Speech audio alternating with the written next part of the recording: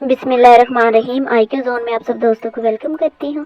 हमारी आज की वीडियो जनरल नॉलेज के खूबसूरत क्वेश्चंस के बारे में है जो आपके लिए इंफॉर्मेशन का सबब बनेंगे। तो चलिए वीडियो स्टार्ट करते हैं। हमारा पहला सवाल है, खाना काबा का नक्शा सबसे पहले किसने बनाया था? तो इसका जवाब है हज़रत जिब्राइल अलैहिस्सलाम ने। रहमत अलमीन किस नबी को कहा जाता है? तो इसका जवाब है हज़रत मोहम्मद सल्लल्लाहु अलैहि वसल्लम को कहा जाता है। हमारा अगला क्वेश्चन है, हज़रत मोहम्मद सल्लल्लाहु अलैहि वसल्लम ने अच्छी औरत की क्या पहचान बताई है? तो इसका जवाब है खावंद की फर्माबरदारी। हमारा अगला क्वेश्चन है, कुरान मजीद की आयत में दाढ़ी का जिक्र आया है? तो इसका जवाब है सूरह तहा आयत नंबर 94 में। हमारा अगला क्वेश्चन है, मेहमान नवाजी कितने दिन तक शुमार होती है? तो इसका जवाब है 3 दिन तक शुमार की जाती है।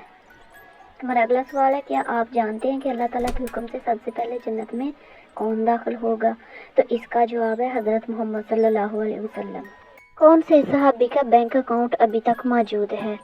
तो इसका जवाब है हज़रत उस्मान गनी रज़ी अल्लाह ताला अन्हु का मौजूद है अभी भी। अगला क्वेश्चन है, हज़रत नूह अलैहिस्सलाम के कितने बेटे थे? तो इसका जवाब है हज़रत नूह अलैहिस्सलाम के 4 बेटे थे।